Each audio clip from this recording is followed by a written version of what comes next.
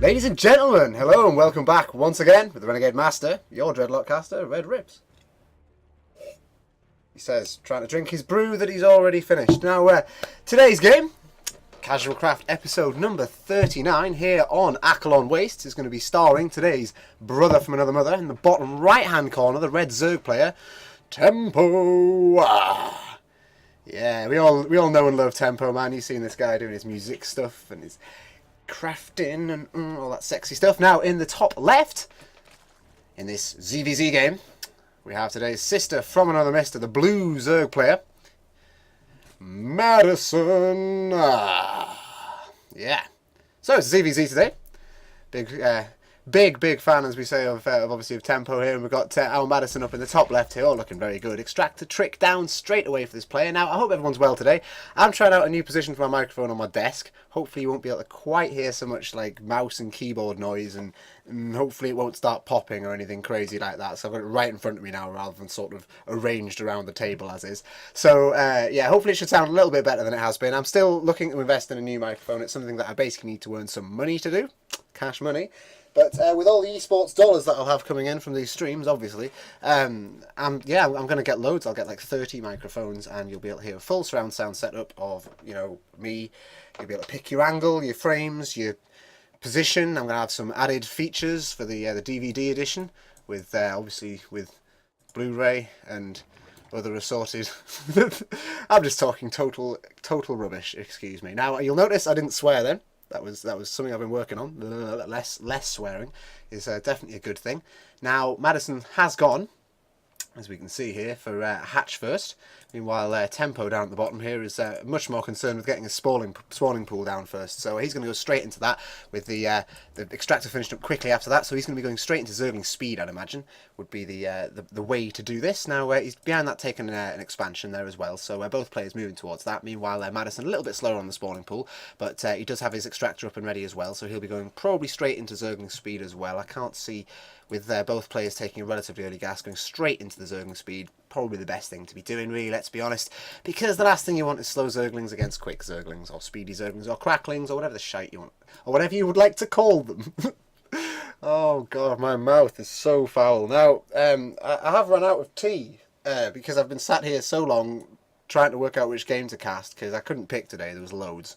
But I ended up with a ZVZ, because I realised it had been a while since I had a ZVZ, so Zerg is my main race when I'm playing in the highest leagues of GM, as I do, obviously. The Zerg being my main race is it's quite nice to see a ZVZ again after the PVTs I've had recently, where basically I'm sitting there going, yeah, I know loads of stuff about these games, it's cool, we'll just go with that. So with that in mind, we're going to be seeing TempO having a little scout up at the front of Madison's base here. A couple of lings coming in. They're not really going to do too much. They're probably going to eat away at the hatchery here. Maybe even pick off a drone. Are we going to see that? Oh, we're going to see the drone die. Yes, we do. One drone dying. And with that, TempO is effectively ahead. As a second drone here is going to be getting nibbled. I don't think he's going to die. Madison should be able to micro around this, although he doesn't actually have his queens out yet, because obviously his spawning pool was quite a lot later than TempO's. So with that, Madison is going to be a little bit behind there. All his queens just finishing there now, so that should be absolutely fine. Yep, second queen in the main there, all down and good. These Zerglings are going to head back to TempO's base, and he's going to keep doing his good things. Now, Madison has started building his baneling nest now. He's 50% of the way done with that, so that should be finished before too long. By the looks of it, I imagine he's planning some particularly early banelings, because he's gone at that as soon as he could with the next 50 gas that he had. So I would imagine that's his general ban. So meanwhile, TempO's not quite as interested in the banelings. He's just getting a load of speedlings out down here at the front. They're going to have a little wander around, and it looks like we'll be seeing some sort of attack here actually out of TempO, because with this many Zerglings down, really, it's only really going to be going for an attack really with that much on the floor so soon. However, with two banelings here for Madison at the front here, with a couple of good connections, he might be able to see a lot of this die, but he's going to need more than that just to take this lot down here. As good as two banelings isn't, the perfect timing of these banelings spawning so close, however not quite close enough, no cigars there, and although actually one of the banelings on the high ground was able to come down and deal with some of TempO's troops there, so as long as we can see the banelings get some connections, I think we might be able to see TempO just not, yeah, he's not going to quite get through this. Madison is going to defend this, and with just enough Zerglings down now and a slightly better health there for Madison, he should be able to deal with this. If we can just keep keep holding this ramp with his higher health Zerglings, he should be absolutely fine. Meanwhile, Madison's other 2 banelings that he sent round to the far side, which I think were misrallied, are gradually going to be making the way back. One of them is probably going to die at this ling on the way, and might we see a nice connection here? Oh, not quite going to see that there for Madison, as he's now actually supply blocked as well, and we're not seeing an overlord out of him soon, so hopefully he's going to get on with that before too long. Otherwise it's going to be a little bit difficult. There comes the overlord now, and we're seeing some more banelings spawning at the front. This is quite a defensive position for Madison at this point. He's only got a few banelings out, and although he does have all these Zerglings, there's quite a lot of TempO's Zerglings on the map as well there, so it's going to be a little bit of a difficult one for either player to really get into the other's base here, although we are going to see some of that now here at the front for TempO, and he does have about the same number of lings. It's slightly more sorry for Madison, but with the Spine Crawler and the Queen here to help, and a much better surround out TempO there, that was a really nice engagement there for TempO, and he basically managed to take enough damage off these Zerglings to make it more difficult there for Madison to push up the ramp. And basically at this point he's just buying time, waiting for his baneling nest to finish. It's going to allow a Spine Crawler to finish up here at the front. We're going to see a few little lings down the front trying to take out these lings, and I think we might see one big connection out of this. Oh, there we are. So many lings going down there for TempO, and that was really unfortunate here now, as Madison is going to be pushing up this front ramp.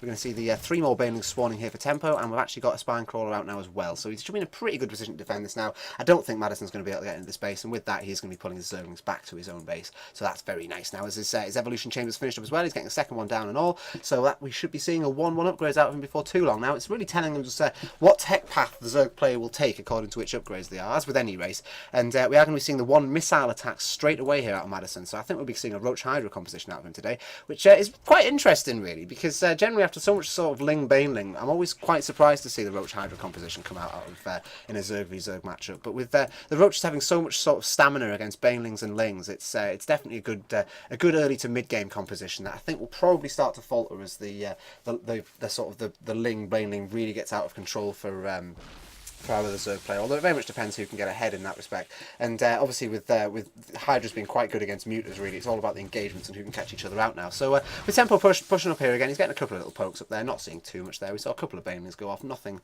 too absolutely awful going on. There's only 1 drone died there for Madison, really, so both players are in a pretty good position. Madison is slightly ahead on supply, but otherwise not too far ahead in too many ways. He's getting his early upgrades out down now, though, but and TempO's going to go for Roach Warren as well. So actually seeing both players move directly into Roaches here now. I guess this is sort of the getting to be a much more standard thing again now, as Zerg players recover from the endless ling baneling compositions that we've seen over the past few months, and generally start moving to the safer Roach Hydra composition again. Or at least I feel like it's safer. It's certainly, as you move into the mid game, it's safer. The Roaches just have so much more stamina, and the Hydras can put out so much more DPS without taking any damage, that as long as you can keep them away from the banelings, it should be fine. And I think we might see some connections here, although with Madison wandering around with his own troops there. And, that was really unfortunate there for TempO. A huge baneling connection there, losing a whole bunch of lings, and now he's heavily outnumbered here by these lings here of Madison. And actually that was a massive baneling there for TempO as well. So we saw a whole bunch of Madison's lings die, and both players are actually going to have to slightly pull back here at the front, just to make sure that neither one gets out of the way there. I mean, Madison was still ahead in the number of Zerglings, but he wasn't prepared to engage. I think he thought there might be some more coming out of TempO, and possibly some more banelings. So obviously both players need to be really careful there as they maintain their macro in their own bases now. And we have seen a third base here out of Madison. This is going to finish up before too long, and we've not yet seen the same thing out of TempO really, so that'd be really nice if we could see something along those lines. I'm not really sure who's ahead at this point. I think we've got we've got more drones for Madison, so generally he's in a better position here than TempO, and TempO is going to have to play the catch-up game now, as his evolution chambers are only just finishing up here at the front. He's going to start getting the upgrades now before too long, and both players are going to be really just looking to see who can just edge ahead. And I mean, I'll be honest, that's kind of the main thing in a mirror matchup really, is who can just edge ahead that little bit, and it just sort of, it starts to snowball from there really. And with Madison having this slight drone advantage, I think that as long as he keeps his economy rolling, doesn't mess up any of his injects or anything like that, you know, keeps his third base well on the way, he should be looking really healthy to move into the middle game. Now TempO meanwhile has just now started his third base, so he's going to be trying to play catch up here. He's should really, if he churns out a bunch of drones, he should be okay, but it just depends really, because if Madison spots this extra droning to make up for the lack of economy that he has, then he will be able to capitalise on that, as he does have more troops down at the moment and still a better economy. So both players do need to be quite careful there in that respect, but TempO especially, as he's just slightly behind, needs to be a little bit more careful than the players Madison's going to be looking at. So with that, TempO's going to be getting down 3 more banelings here at the front here. We've got little crowds of overlords hanging around the map here, nothing too much, just having a little bit of a discussion about the difference between red and blue, like some sort of racial banter there. Now we've also got the overseer here in the main for Madison there. That's gonna have a little wander around, do a little bit of scouting. Not seeing anything too out of the ordinary there. Obviously, there's a layer down, no spire visible at all. We're getting a macro hatch down here at the bottom as well, and generally looking really good there. So that's nothing too out of the blue. He's not, he's looking to make sure there's no like stupidly early hive tech or anything like that. Nothing you can take advantage of really. So with that, he's going to be pulling back and just generally looking to continue his macro game, continue trying to get out the Roach Baneling Ling composition that he's got at the moment. And I'd imagine both players will probably be moving into Hydras before too long, just with both players going for the missile upgrades. It'd be a bit of a waste really, almost not to go into Hydras, just because you get so much DPS with the upgrades on them. And obviously TempO is going to spot these Lings coming down now, so Madison's got a little wander down again, see what's going on. He's going to spot these Banelings at the front, so he's not going to want to engage too quickly. And obviously with the Roaches behind them, that's quite difficult for this number of Lings to deal with. And with a single suicide Baneling coming in here on its own, we're going to get a huge connection and not quite killing anything there due to the one defense upgrade. And that's really nice out of Madison, just to get that one defense upgrade, gives those Lings that extra little bit of survivability, and they're not going to get too much further there though as the Roaches come in. Now with that we should be seeing some sort of engagement here out of TempO soon, as he's really gearing up to be doing an attack here now, as he's got so many Roaches down in the field and moving forward here. I'm not really convinced that TempO's looking to continue this too much longer.